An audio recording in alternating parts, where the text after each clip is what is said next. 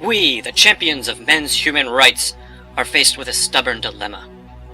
You see, we know that feminism is an ideology of hate, but that knowledge is only available to those few who have taken the red pill. There are still many blue pillars out there who think that feminism is about equality and fairness, because they refuse to see the truth that feminism is an ideology of hate. We know that feminism is hate, but sometimes it's hard to find the evidence that a blue pillar can really swallow. They want to see that smoking gun. And this is the smoking gun that they want to see. Some people will say, she's smoking alright, but she's not so scary. Not so fast. A wise man once posed the question, does the flap of a butterfly's wings in Arkansas set off a tornado in Texas? Indeed it can. We witness the same pattern over and over again throughout history, but we never learn. It starts as a beautiful and harmless-looking butterfly, but then it flaps its wings, diverting the airflow ever so slightly, which sets off a domino effect, leading to the perfect storm, which unleashes a devastating tornado, killing thousands of innocent people. Now what if we could go back in time and find that butterfly and trap it before it can do untold damage? Would you act, or just let it flap away as it pleases? Feminists flap on about a lot of hateful things, but they are right about one thing.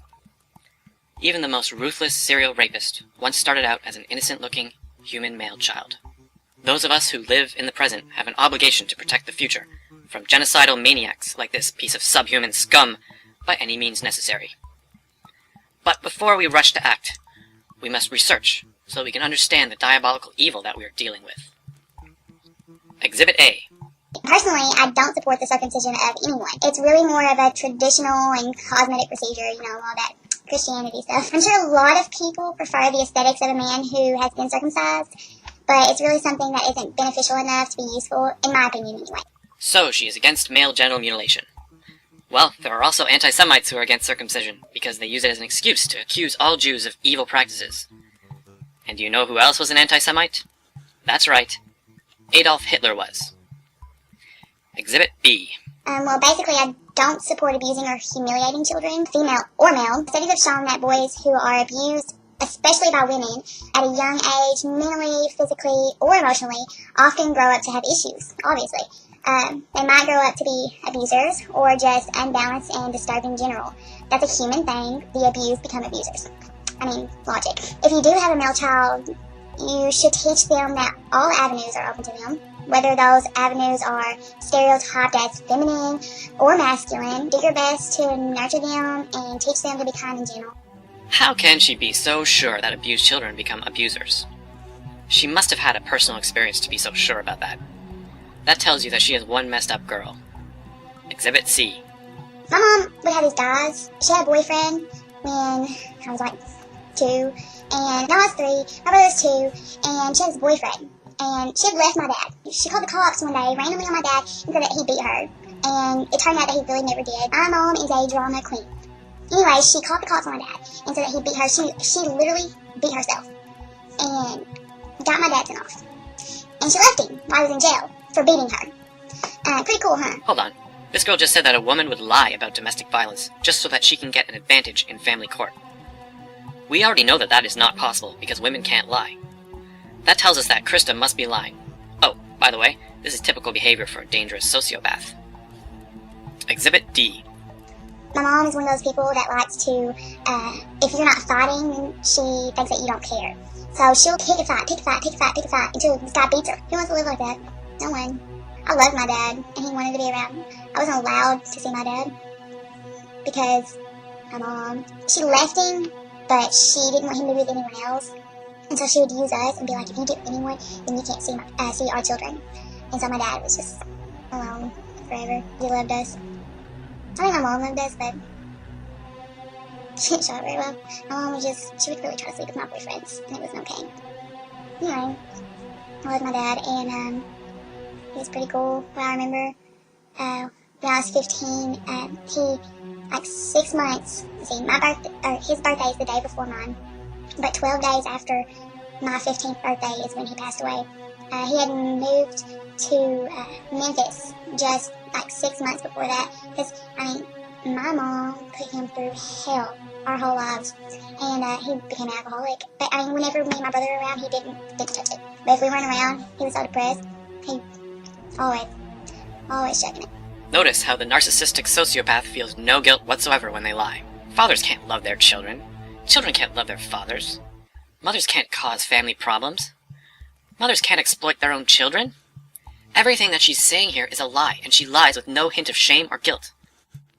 This is creepy as hell. I'm sorry that I have to show you this, but remember, this is all for the greater good. Exhibit E.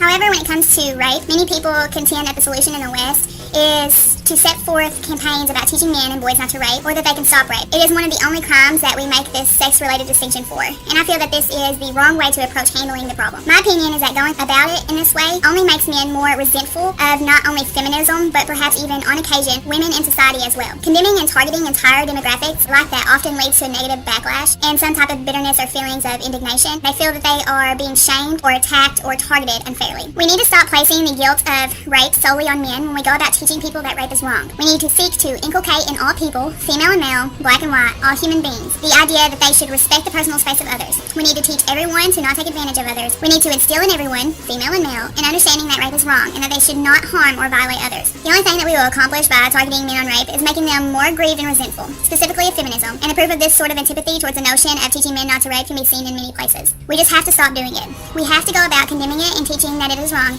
in the same way that we do most every other crime. We should not make it the exception or make any sex-related distinctions in regards to the crime of rape.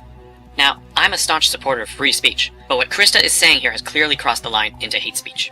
She actually said that rape should not be treated as a gender issue. But all the experts agree that rape is a gender issue, and all experts agree that all dissent from this is hate speech.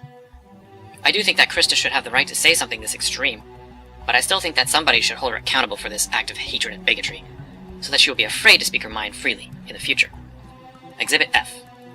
If you're a woman who lives in the West, as I do, you're not oppressed. You may face indirect dangers each day, as all people do, and you may occasionally find yourself discriminated against in a social setting, or you may find yourself offended by some sort of proposal, or by some sort of advertisement or form of media, such as a movie or a video game. But these things in and of themselves are not oppression. Oppression is defined as prolonged, cruel, or unjust treatment or control. None of these things are the things that women in the West on an average and daily basis will face. Commercials, video games, and an asshole on the street who whistles at you do not control you. These things only have power over you if you allow them to have power over you. This falls into the category of hypersensitivity. If you are an adult and you do not let these things affect you, you will find that you will have a far happier and more productive life. Here, she denies that women are oppressed. This is the kind of callous attitude that only a hardened sociopath could possess. She has no sensitivity or compassion for human suffering. She outright denies human suffering. This woman is sick. Exhibit G. All I can do here is offer a little bit of friendly advice for the dames. On YouTube, when you flag the videos of others, especially videos of dissent, you'll be seen as a coward, no matter how you try to justify your actions, unless people are giving out your personal information, like your real names, locations, phone numbers, whatever.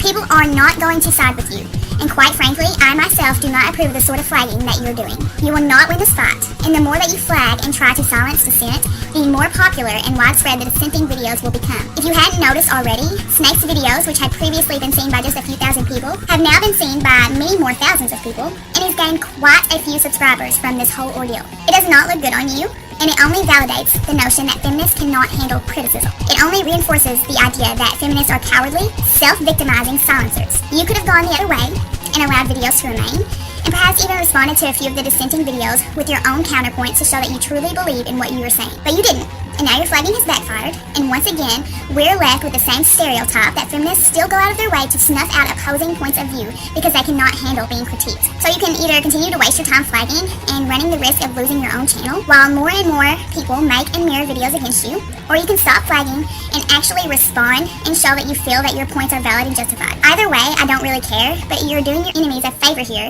and you're only damning and discrediting yourselves. It's an unnecessary conflict that you will not win. Here she is, giving helpful advice to those pesky dames who are known supporters of flagging and censorship on YouTube. Anyone who supports people who support censorship is supporting censorship by extension. And only fascists or sociopaths support censorship.